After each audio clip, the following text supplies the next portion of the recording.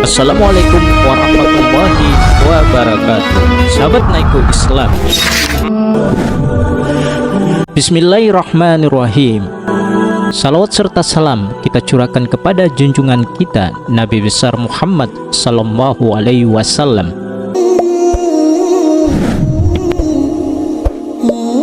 Nabi Sulaiman alaihissalam yang dapat mengendalikan bangsa jin dan berbicara bahasa binatang konon berasal dari cincin yang dimilikinya dan merupakan salah satu mujizat pemberian Allah Subhanahu wa Ta'ala. Cincin atau yang dikenal pula sebagai segel Sulaiman, Seal of Solomon, itu juga mempunyai kekuatan magis lainnya. Ada banyak mitos terkait cincin tersebut, salah satunya bahwa benda itu hilang sepeninggalan sang nabi dan tidak pernah ditemukan kembali. Bahkan konon banyak orang dari seluruh dunia yang pernah berusaha mencari cincin Nabi Sulaiman beserta harta karun yang mungkin ditinggalkannya. Cincin Nabi Sulaiman disebut memiliki lambang bintang 5 atau bintang Daud terukir di dalamnya. Ada pula yang mengatakan bentuk cincin ini menyerupai bintang Daud, cincin yang oleh orang Arab disebut Khatam Sulaiman. Ini dianggap mempunyai kekuatan magis karena lambang tersebut, serta tulisan dalam bahasa Arab yang tertera di setiap sisinya. Jika merujuk pada ulama tabi'in, yakni Wahab bin Munbi, cincin ini disebut berasal dari langit dan bentuk fisiknya memiliki 4 sisi. Di antara sisi-sisi cincin Nabi Sulaiman itu tertulis ayat La ilaha illallah wahdahu la syarikalah Muhammadan abduhu wa rasuluh. Tidak ada Tuhan selain Allah, tidak ada sekutu baginya, Muhammad adalah hamba dan rasulnya. Di berbagai kisah diceritakan bahwa Nabi Sulaiman selalu mengenakan cincin di jarinya dalam kesempatan apapun, kecuali untuk pergi ke toilet. Suatu ketika hendak pergi ke toilet, cincin tersebut ia titipkan kepada salah seorang hamba sahayanya. Tak berapa lama setelah Sulaiman berlalu, sesosok setan, dalam riwayat lain dikatakan bukan setan tetapi jin, menyamar menyerupai sang nabi dan mengelabui hamba sahaya itu. Si hamba saya tidak tahu menahu dan menyerahkan cincin itu kepada sosok yang disangka sebagai majikannya. Setan itu memanfaatkan keadaan dan duduk di singgasana sang nabi. Bahkan bala tentara dan para pejabat kerajaan juga sama sekali tidak menyadari bahwa yang duduk di atas tahta bukanlah raja mereka. Sewaktu Sulaiman yang asli keluar dari toilet dan meminta cincinnya, si hamba saya yang tadi terkejut, ia bertanya, "Siapa kau?" Yang ditanya menjawab, "Aku adalah Sulaiman bin Daud." Setelah itu si hamba saya berkata lagi, Sulaiman telah mengambil cincinnya dan duduk di singgasananya. Mengetahui bahwa hamba sayanya tertipu oleh muslihat setan, sang nabi bukannya menuju singgasana untuk mengambil cincin, ia malah pergi dari istana dan menjadi gelandangan selama kurang lebih 40 hari. Cincinnya yang diambil alih membuat semua kekuasaan dan karismanya lenyap. Juga tak seorang pun percaya bahwa ia adalah Sulaiman putra Nabi Daud. Sementara itu, setan juga telah bermuslihat mengatakan kalau Sulaiman menggunakan sihir yang tertulis dalam kitab yang disembunyikan di bawah singgasananya. Para manusia pun meninggalkan sang nabi dan ingkar terhadapnya. Dan mereka mengikuti apa yang dibaca oleh setan-setan pada masa kerajaan Sulaiman. Dan mereka mengatakan bahwa Sulaiman itu mengerjakan sihir, padahal Sulaiman tidak kafir, tidak mengerjakan sihir, hanya setan-setanlah yang kafir mengerjakan sihir. Surat Al-Baqarah ayat 102. Kisah Nabi Sulaiman alaihissalam ini menceritakan mujizat-mujizat Nabi Sulaiman alaihissalam dan hikmah yang dapat kita renungkan. Nabi Sulaiman alaihissalam merupakan anak dari Nabi Daud alaihissalam dan masih keturunan dari Nabi Ibrahim alaihissalam.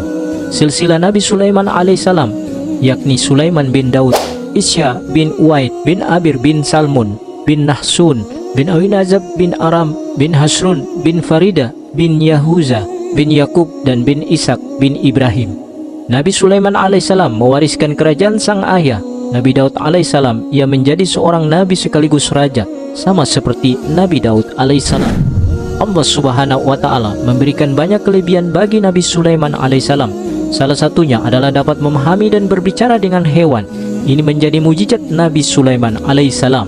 Selain itu, sebuah hadis Abu Hurairah meriwayatkan ia pernah mendengar Rasulullah SAW bersabda, Nabi Sulaiman keluar menemui orang-orang dan melihat mereka sedang meminta hujan. Di antara mereka terdapat seekor semut yang mengadakan tangannya ke langit. Lantas Nabi Sulaiman alaihissalam berkata, "Pulanglah, doa kalian telah dikabulkan karena seekor semut." Nabi Sulaiman alaihissalam juga mempunyai burung yang menjadi kesayangannya, yakni burung hudhud. Burung ini nantinya akan membawa kabar terhadap sebuah kerajaan makmur yang penduduknya menyembah matahari. Nabi Sulaiman alaihissalam juga dikenal dapat menaklukkan bangsa jin atas izin dari Allah Subhanahu wa Ta'ala. Bangsa jin ini bekerja di bawah perintah Nabi Sulaiman alaihissalam untuk membangun gedung dan menjadi bala tentara kerajaan Nabi Sulaiman. Kisah Nabi Sulaiman alaihissalam ini pun tertuang dalam Al-Quran di 3 surat sekaligus. Kami tundukkan pula kepada Sulaiman segolongan setan yang menyelam ke dalam laut untuknya dan mengerjakan pekerjaan selain itu. Kamilah yang memelihara mereka itu. Quran Surat Al-Anbiya ayat 76.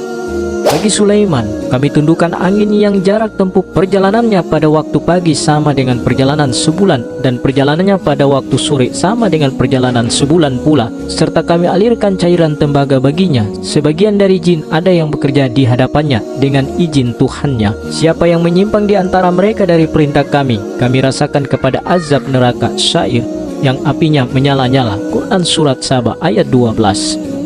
Mereka para jin selalu bekerja untuk Sulaiman sesuai dengan kehendaknya.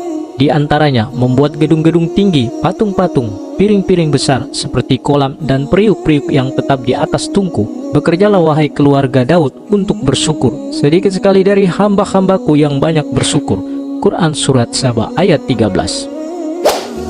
Kami menundukkan pula kepadanya setan-setan, semuanya ahli bangunan dan penyelam. Begitu juga setan-setan lain yang terikat dalam belenggu. Inilah anugerah kami, maka berikanlah kami orang lain atau tahanlah untuk dirimu sendiri tanpa perhitungan.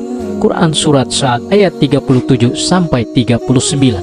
Suatu ketika Nabi Sulaiman alaihissalam sedang berbincang-bincang, kemudian berkata, "Demi Allah, aku akan berkeliling malam ini kepada 100 atau 99 perempuan, istri, dan masing-masing istri akan melahirkan satu penunggang kuda yang berjihad di jalan Allah." Kata berkeliling adalah kata kinayah atau kiasan, di mana kata-kata kiasan tersebut sering digunakan oleh para nabi dan orang-orang soleh sebagai pengganti kata-kata yang mempunyai konotasi jelek jika disebutkan secara jelas dan apa adanya. Malaikat yang mendapati hal tersebut kemudian menegur Nabi Sulaiman. Katakanlah insya Allah, dengan maksud supaya Nabi Sulaiman alaihissalam mengikutinya. Namun Nabi Sulaiman alaihissalam yang sedang sibuk memperhatikan pasukannya lupa untuk mengucapkan kalimat insya Allah.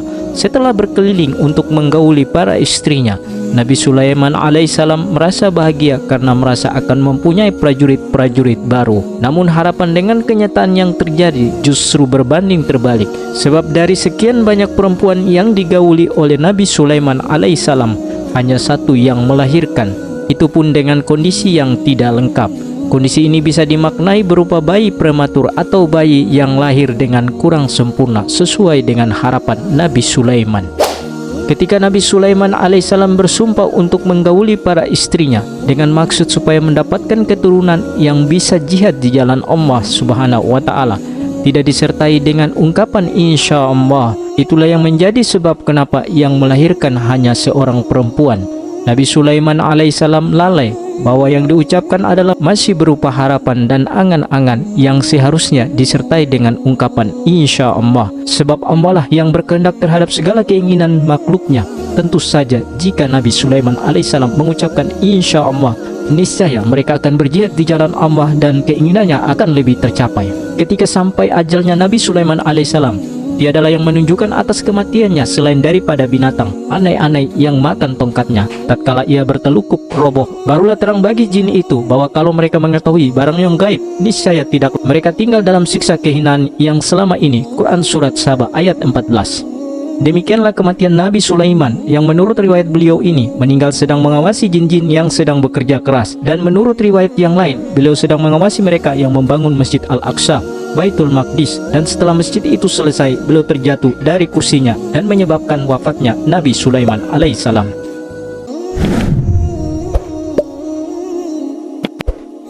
Wallahu a'lam bishawab.